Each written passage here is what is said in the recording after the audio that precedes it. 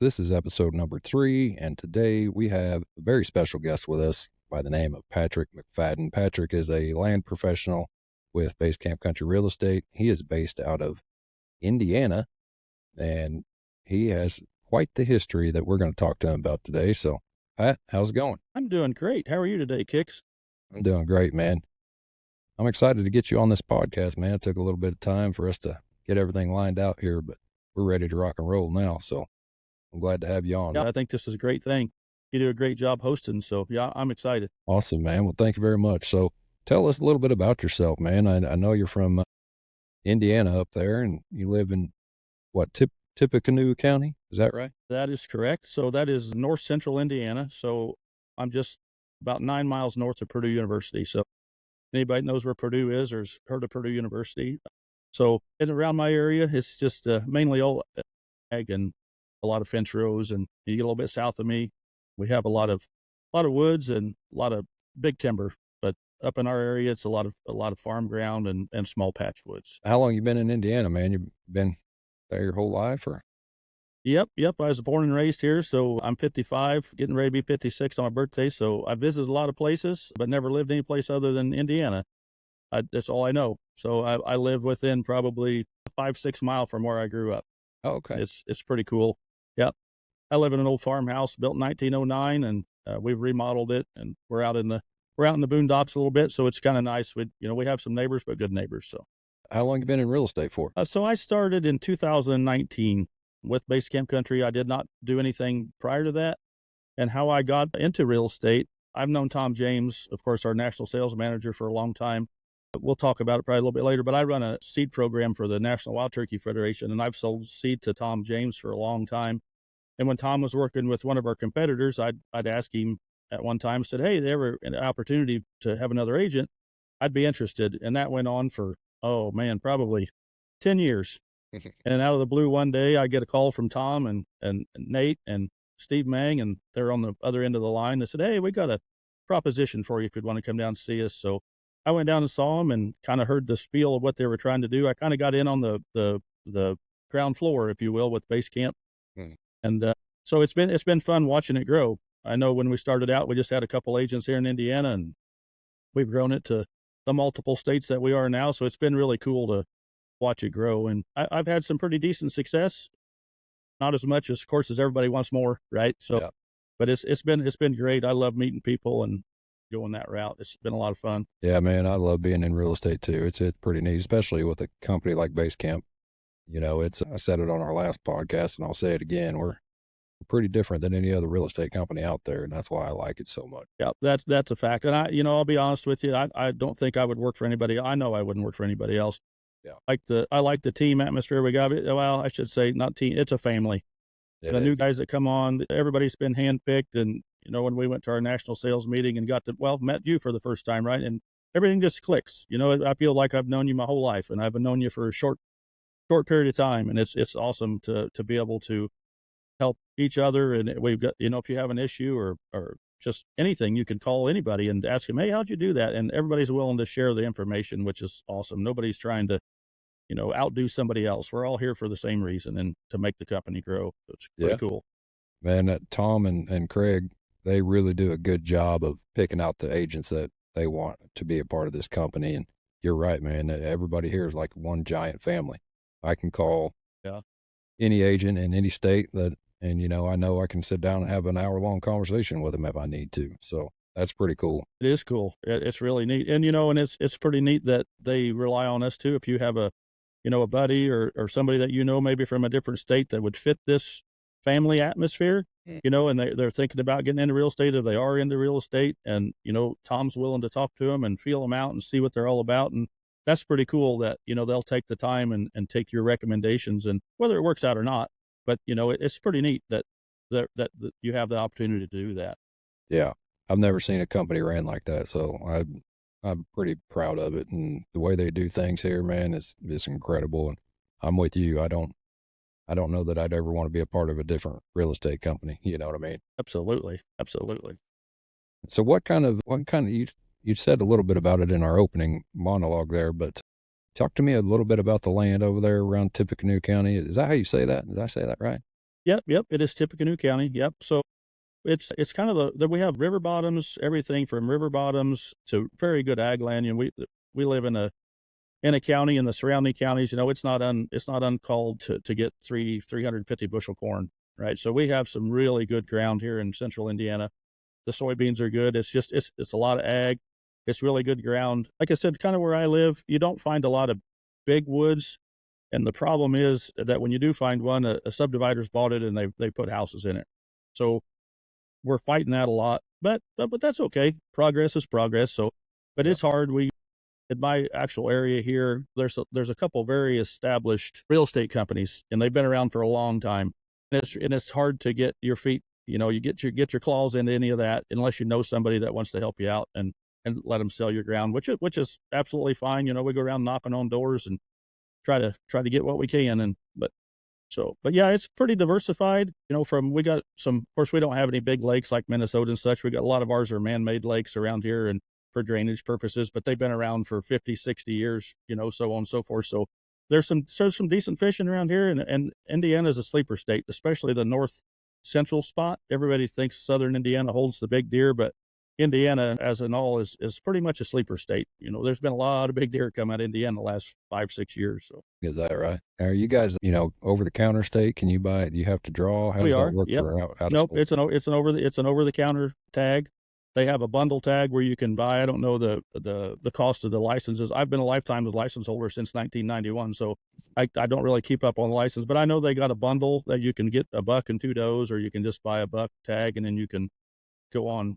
They used to be $175 for the first tag, but I think they might have went up to 2.25 or something. But I'm not exactly sure. I'd have to look it up. I got you. I may have to make a trip over to Indiana. I didn't know that. Absolutely. I got to stand with your name on it. That's what I like to hear. That's Yes, another sir. thing that I love working with Base Camp for, man. I'm getting access to all kinds of places out of state that I can go. It's really cool. Yes, sir. Yeah, it is pretty neat. And hey, any agent that's a part of Base Camp wants to come to Missouri, come on down. I got a place for you too. Yes, sir. Talk to us a little bit about this. I know you're heavily involved in the NWTF, and are you still part of the NWTF Indiana State Board? I am. So I'm the past state chapter president for the state of Indiana.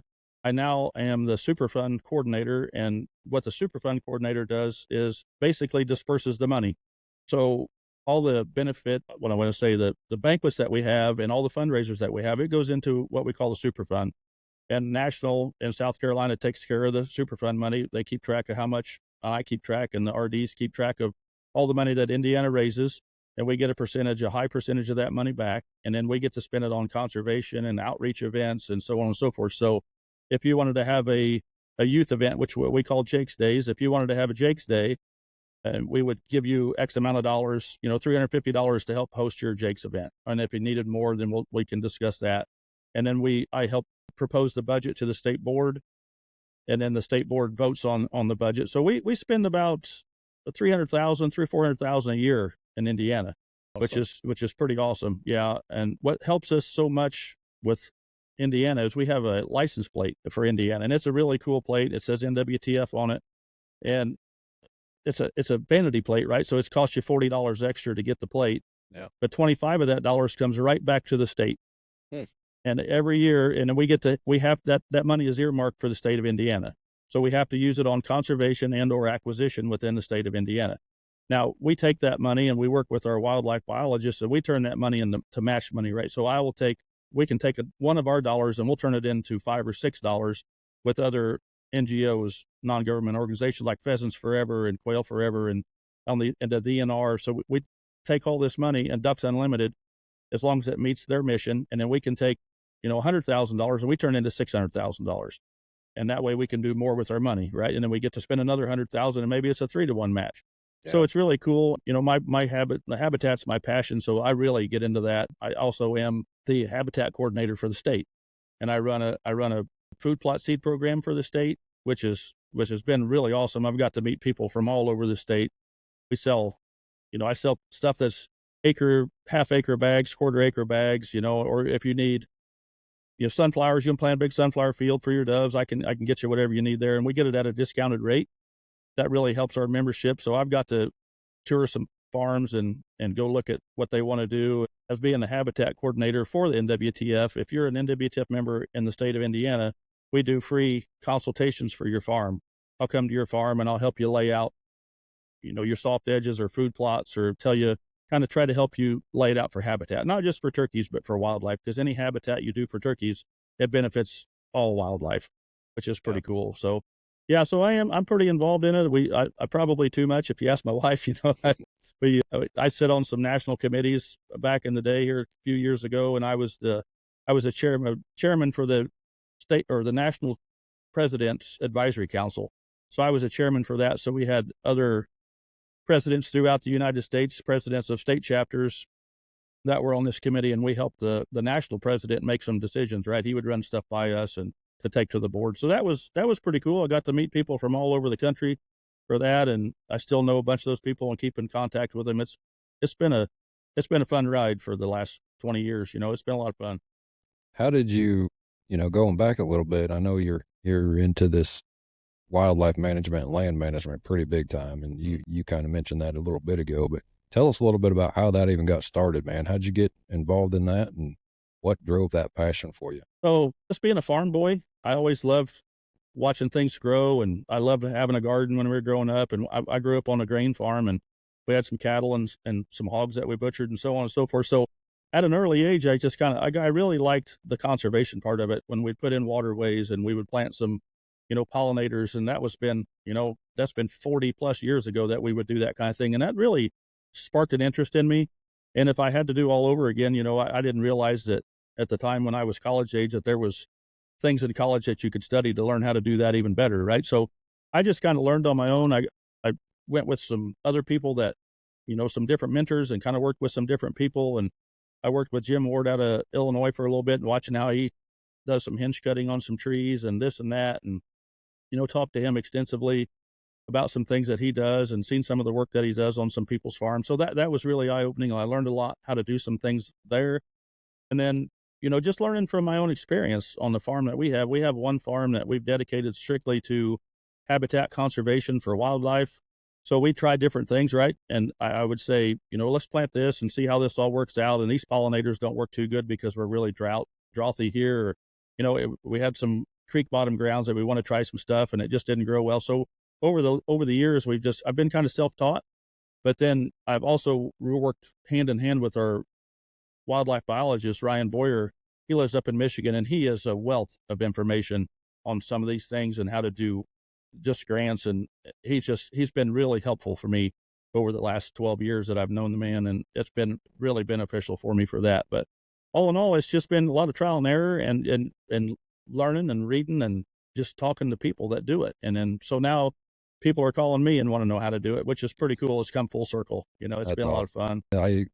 I think what you guys do is incredible. And I said it on the last podcast, man, we have a bunch of guys with base camp country that are either have their degree in land and wildlife management or wildlife biology or something like that. And we have a wealth full of knowledge between Zach Haas and you, Patrick McFadden, and Tom James, and many others. Josh Ember's one of them. Yeah, Josh Ember's, he's awesome too. Yeah, he does really good stuff. Josh Ember, there's a bunch of guys, man, and we have a wealth full of knowledge. We can call any one of these guys and ask them questions, and they're more than happy to answer us. Yep. Yeah, and I can, we can, if you got a question on your farm, and like one of the agents, I did it for a couple of them. They say, hey, what do you think about this? And I said, well, let me pull it up on a map, and I'll roll out a little bit of, here's what I would do. Put it on a map and draw some pencil lines on there and send it back. And, oh, man, that's awesome. I never thought about doing that. So that's a lot of fun. Yeah. Being able to help. So are you more into turkey hunting, or are you more into deer hunting? Well, I tell you what, if I could turkey hunt year round, I'd probably quit deer hunting, but I love to deer hunt. It's probably not as much fun as it used to be. I'm getting a little bit older now that I have the best places in the world around here in my area to hunt, and we kill some pretty nice deer, and I still love the deer hunt, and I'm getting excited for October 1st, getting ready to roll in. But yeah, I really love that spring turkey hunting. Something about the springtime and it coming in, and I'm not too big into fall turkey hunting, but I tell you what, that spring is pretty cool. I've killed birds in 18 different states. It's just been awesome. So it's been a lot of fun. And but we eat a lot of deer. We don't eat beef anymore.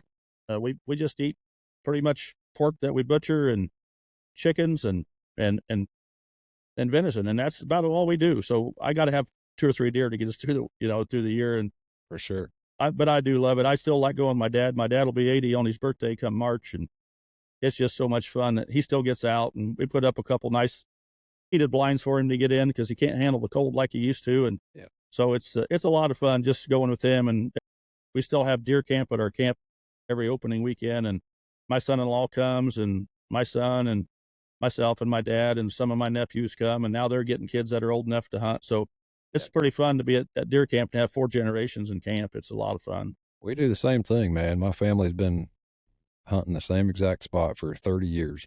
So we all get together, and usually typically that first, 4 or 5 days of deer season, we all get together and just camp out and hang out and try to kill some deer. And it's always a blast. We may not kill the biggest deer, but the area we hunt in is not known for the biggest deer in the world, but it's more about the being there with your friends and your family. And we're not there to kill something. We're there to enjoy the time with our family. And I really enjoyed that part of deer season. And you couldn't say that any better because, I've said it for a long time. Every deer or turkey, anything that you take is a trophy in my eyes, right? So I've never been one of those people that, would say, man, I got to go kill the biggest deer. And, I used to do some self-filming for a company, and we'd put out some videos and such, and it got to be a job, right? And it wasn't even fun. And it had to be, I passed up so many nice deer because I didn't have the right shot, or I couldn't get it on film. And, one day, it's probably been 5-6 years ago, I said, you know what, I'm done. I'm just done. I called my buddy and I said, you know what, I'm over this. I can't do it anymore. He said, man, you sent so much great footage. And I said, I'm just over it. Yeah. I can't do it anymore. I said, I just need to get back to just the good old days of hunting. If a nice deer walks by, I'm going to shoot it. If I don't want to shoot it that day, I'm not going to shoot it. And Yeah. I'm so tickled when somebody gets one. If you come here and you shot a deer, I don't care if it's a button buck or a monster deer. It is what it is, right? We're going to celebrate it just like it was a world-class deer. And to me, that's so much fun. And Absolutely. I actually kind of feel sorry for people that can't do that. And they're kind of ate up on killing everything big and got to have the biggest and best. And they really don't understand what hunting's all about. If that's what you're there for, I can tell you that. Well, social media is kind of, I feel like, ruined it for everybody, and Yep. I would agree with that. Back when I was a kid, they came out with the truth videos and, some of that stuff way back in the day, Fitzgerald and those guys. And, and you go back and look at that, and they're stalking cornfields with one of the, bear compound, one of the bear whitetail 2 or whatever, and they kill a decent little, a little 6-pointer, Yeah. And they're so excited, and it's so cool to watch the excitement in those guys. And it went from that to, everybody needs a 200-inch deer, and, Yeah. and that's just, it's kind of sad, really. It really is. Yeah, and they used to do it wearing a red flannel, Yep, absolutely. Yeah. I You got don't- how many pictures I got in that old brown camo, Yeah, you don't see that anymore either. Oh, no. Where we deer camp at, man, it's public ground in Mark Twain National Forest down here. We all have private ground we can hunt, and all my cousins and uncles and everybody that come down there. But like I said, it's more about the camping and more about the getting together. So we don't care to hunt on the public ground for that first opening weekend. Next weekend, Yeah. we typically hunt our private grounds or whatever, but that's kind of the way we do it. And man, it's a blast. We get out there and have a good old time. And we get pretty nasty after sitting there for 4 or 5 days, but Yeah. Yeah. Well, I tell you what, since we got our cabin built, we put a full bath in there. It's a whole lot nicer than it used to be. I tell you that. Yeah. Yeah. I remember 15, 20 years ago going to deer camp. We'd sleep in a tent and do all that. Not anymore, man. I'm pulling down I actually turned a cargo trailer into a camper. And so pull the cargo trailer down there, man. We sleep in that. We're nice and toasty now. Yeah. Yeah. I tell you what, you don't know how a guy did it. You stop and look back on it. It's like, man, that's a little rough, but boy, it's fun because you got all these memories from it. It's a lot of Yeah. fun. Yeah, we tell stories about those days all the time, man. All the Yep. time. Yeah. So I tell you what, another thing that I kind of wanted to talk about on here, with everybody being so busy these days, right? I mean, you look at you got a full-time job at your barbershop, and you've got employees, and you're busy and trying to sell real estate and trying to hunt and trying to do what you do. And we're all in the same boat. I work at Purdue University full-time.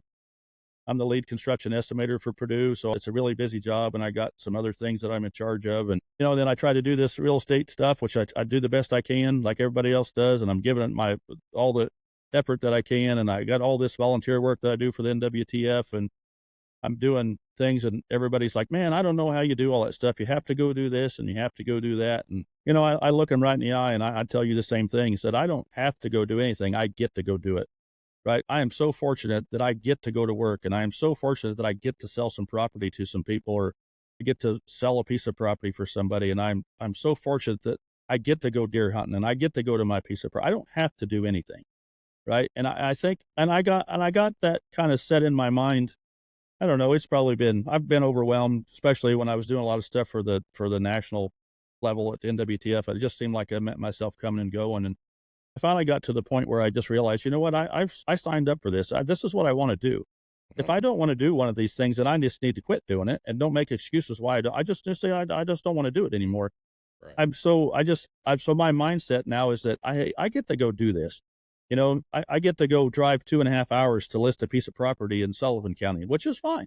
Yeah. I get to do that. I'm fortunate enough that I can do that. So no, I think that's pretty good, something that I think even our agents, or even, anybody out there listening to this podcast, needs to remember, that you don't have to do anything. You choose to do it, and you get to do it. And you should thank the good Lord that you get to go do it, because a lot of people can't go do it. So I think that's important. There's a lot of people in this world that would love to be in our position. You know what I mean? Absolutely. Working for a company like Base Camp, a land and outdoors based company, and like we have that privilege, and we're very lucky. And yeah, I mean, I'm the same way, man. I'm a very busy guy. I take time out of my day to do this podcast and do other things, and but it's stuff that I love to do, and that's kind of the way I look at it. Yes, I'm extremely busy, and I may not get to do all the fun things that everybody else wants to do all the time, but this is what I choose to do, and kind of my life, and I accept it, Absolutely. Yeah, because you're the one that built it. You have nobody to blame but yourself, right? So that's right. That is very correct. And sometimes I question myself, I'm not going to lie, but yeah, me too. Yeah, me too. Part of it, I guess. My wife probably questions it more than I do. But. So tell us, you also put on some whitetail habitat seminars in different states. You still doing some of that? I haven't done that for a while. I was, for about 10 years, I was a Antler King Trophy Products pro staff. And I was really good friends with the guys, with Todd Silberg, the guy that had owned. He sold it to Cullenbach Feeds now, but Robbie Pruitt is the guy that he's their manager of Antler King now. And him and I started working. He worked the booth a little bit longer than I did. He's been with Antler King for a long time, but he got me on as a pro staff, and we would go around and do these deer expos. We go to Wisconsin and Illinois, Ohio, and places, and we got to do some whitetail habitat seminars. And, they was based around Antler King products, right? So, which was fine, but we also talked about other things. I just didn't talk about what to plant and where to plant. I talked about why you needed to plant it, right? It's not just because you want to, just to have something for the deer to eat, come in and shoot. It's about supplying the correct nutrition, the right minerals, the right energy, the right proteins, and everything for the deer at the right time of the year. So we took that habitat seminars, instead of going in there and trying to do it as a big sales pitch, our product's the best, which it's a really good product, but I'm not going to say it's the best. I'm not going to say it's the worst. They're all good, right? Some are just better than others.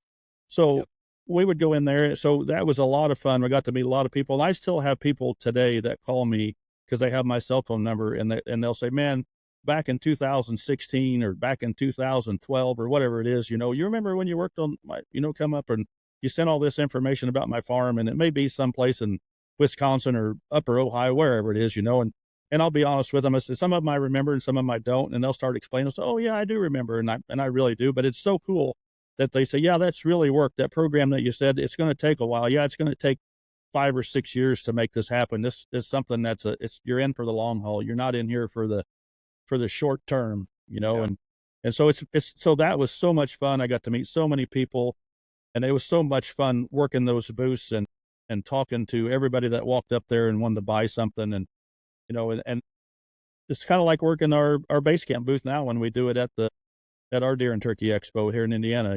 We have it, and it's so much fun just to talk to people when they come up and not try to sell them something, or not try to just see how their day's going and what they do, talk about their hunting, and and next thing you know, they'll be talking about, hey, I'd like to find a place to buy, or my aunt's got a place they might want to sell, and you can pick up a lead or you might not, which is good. Either way, I'm good with. Tell us a little bit about, what your plans are for the future and where you like to see yourself in 5 years. So I'm really close to retiring from Purdue. I'm probably a couple years out. And when I first hired on for base camp, I told Nate and Tom and that it was going to be probably 5, 6, 7 years before I could go full time at this.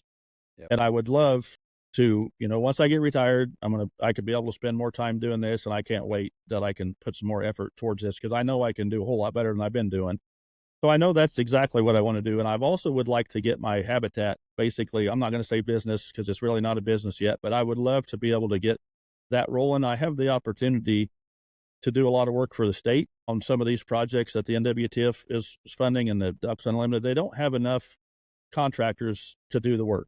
So a lot of this work gets pushed off for a while. And so I have plans. I'm hoping that I can maybe buy a little bit more equipment, upgrade my skid steer, so on and so forth, and maybe get into that. I have a nephew that has an excavating business, and I think him and I together, if we could do a lot of good in the state and make a little money while we're doing it. And we could also do some habitat work for some private individuals, right? So people that don't have a way to clear out some food plots, or they want to do a little bit of forestry mulching to figure some things out, or put some soft edges in some places and some waterways and so on and so forth. So that's kind of what I'd like to get to do within the next 5, 10 years, because I'm still, I'm in pretty good shape. I'm not old yet by any means. I'm kind of I'm at the freshman class of the old guys, right? So in my 50s. So that's how I kind of look at it. I'm still a freshman.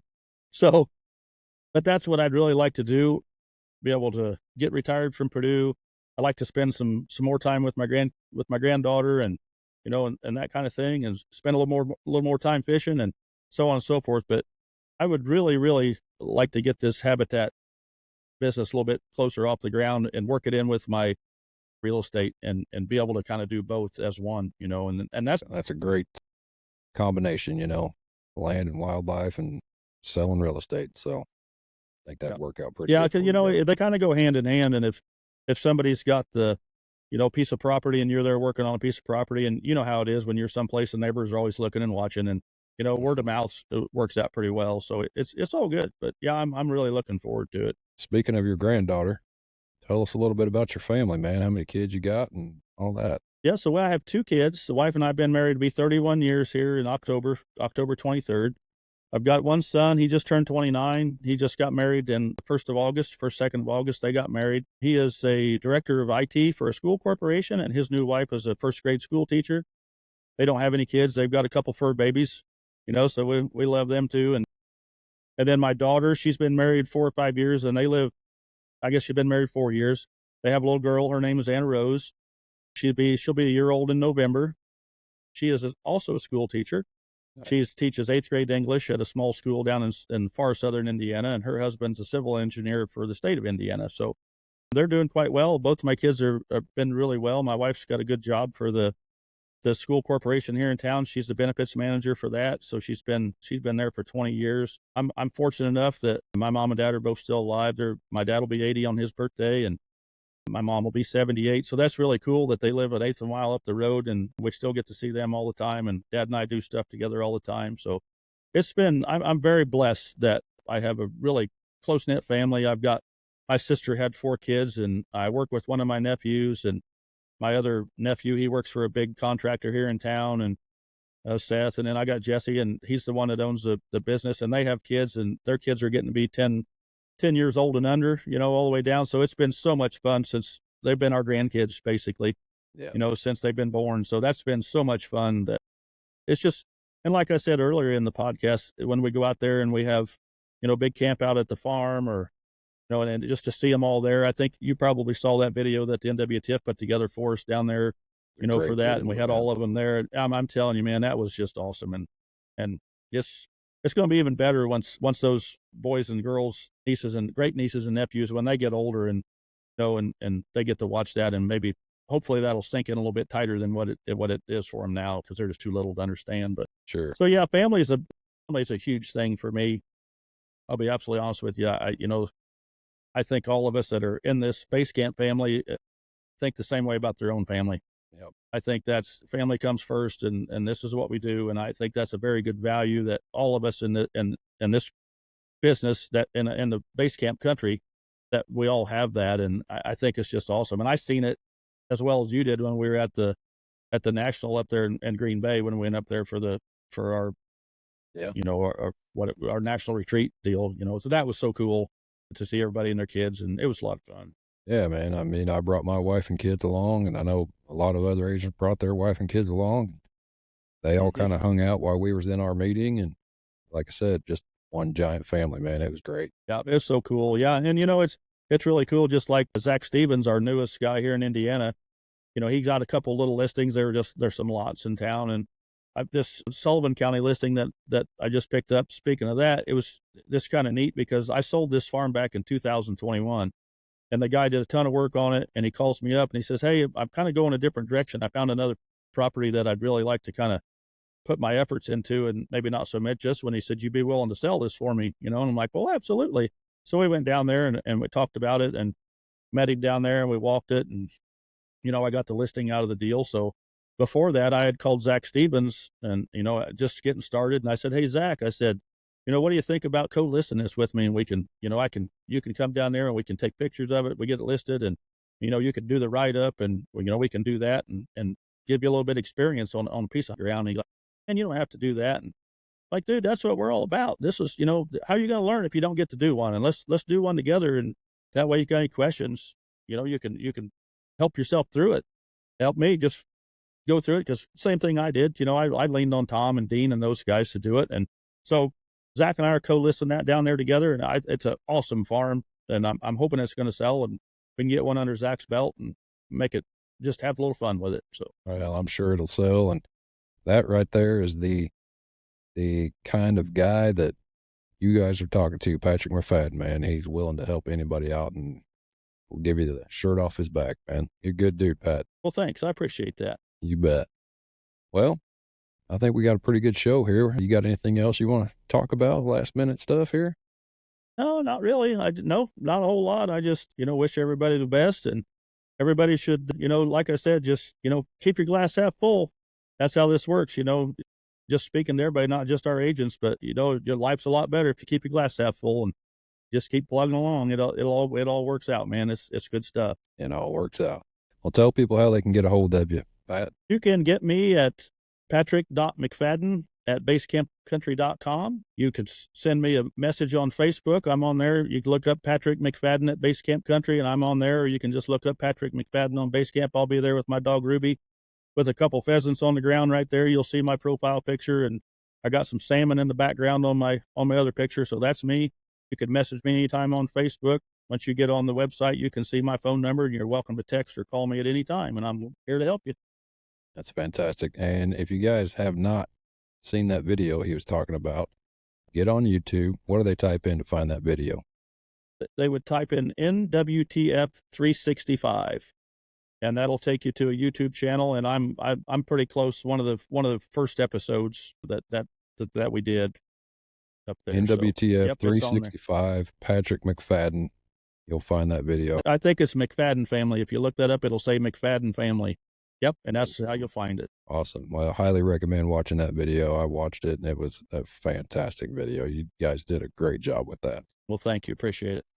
All right, Pat. Well, I'll let you get off here and get back to your day. I appreciate you taking the time to join us on this podcast. Well, thank you, and thanks for all you're doing to make this happen, Kix. This is a great thing. Thank you very much for making it go.